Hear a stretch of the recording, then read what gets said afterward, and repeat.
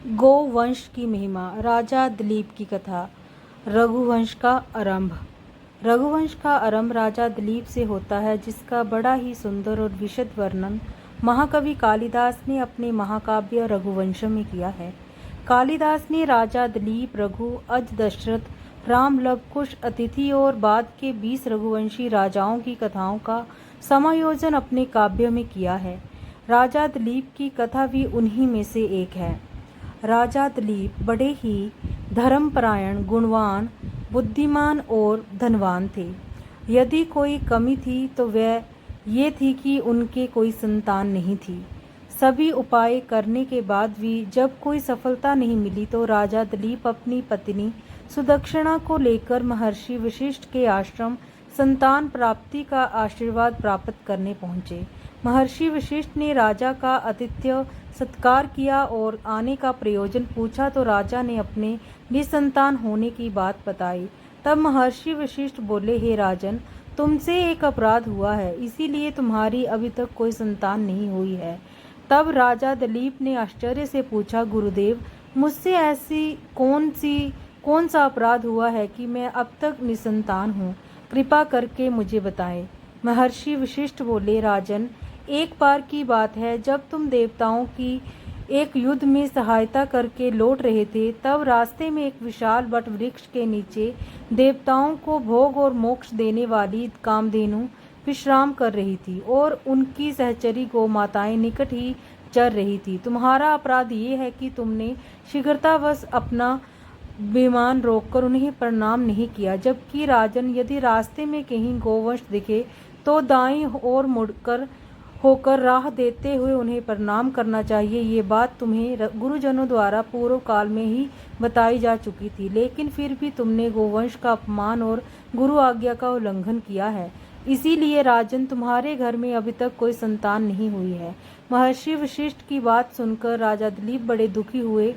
आंखों में अश्रु लेकर और विनम्रता पूर्वक हाथ जोड़कर राजा दिलीप गुरु वशिष्ठ से प्रार्थना करने लगे, गुरुदेव, मैं मानता हूँ कि मुझसे अपराध हुआ है, किंतु अब इसका कोई तो उपाय होगा।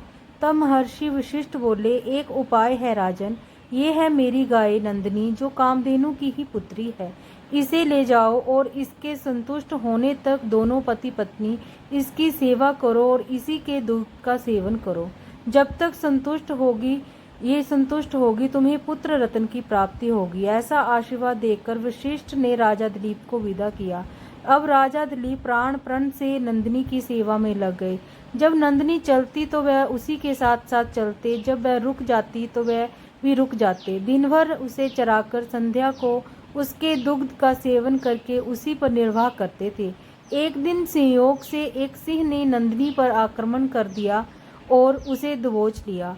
उस समय राजा दिलीप कोई अस्त्र शस्त्र चलाने में भी असमर्थ हो गया। कोई उपाय न देखकर राजा दिलीप सिंह से प्रार्थना करने लगे, हे वनराज, कृपा करके नंदिनी को छोड़ दीजिए। ये मेरे गुरु वशिष्ठ की सबसे प्रिय गाय है, मैं आपके भोजन की अन्य व्यवस्था कर दूंगा। तो सिंह बोला, नहीं राजन, ये गाय मेरा भोजन है, अतः मैं उसे नहीं छोड़ूंगा। इसके बदले तुम अपने गुरु को सहस्त्रों गाय दे सकते हो। बिल्कुल निर्बल होते हुए राजा दिलीप बोले, हे वनराज, आप इसके बदले मुझे खा लो, लेकिन मेरे गुरु की गाय नंदिनी को छोड़ दो।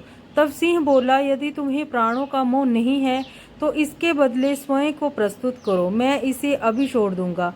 कोई उपाय न देखकर राजा दिलीप ने सिंह का प्रस्ताव स्वीकार कर लिया और स्वयं सिंह का आहार बनने के लिए तैयार हो गया। सिंह ने नंदिनी गाय को छोड़ दिया और राजा को खाने के लिए उसकी ओर झपटा, लेकिन तत्क्षण हवा में गायब हो गया।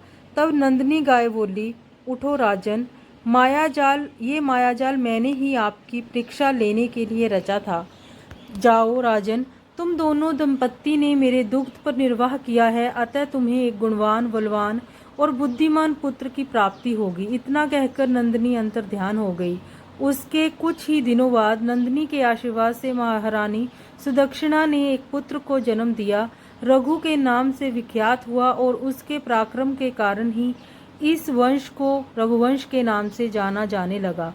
महाकवि कालिदास ने भी इसी रघु के नाम पर अपने महाकाव्य का नाम रघुवंशम रखा। शिक्षा और संदेश। जैसा कि इस कथा में बताया गया है, यदि कोई बांझ स्त्री भी केवल गोदुग्ध का निर्वाह करे तो उसका बांझपन दूर हो सकता है। यदि गाय के दुग्ध की तुलना यदि अमृत से की जाए तो कोई अतिशयोक्ति नहीं होगी, क्योंकि उसमें बल और बुद्धि को बढ़ाने की अद्भुत क्षमता है। अब तो गोमूत्र और गोघृत के कई प्रमाणिक प्रयोग खोजे जा चुके हैं, जो वैज्ञानिक रूप से कई बीमारियों के उपचार के रूप में सही सिद्ध किए जा चुके हैं।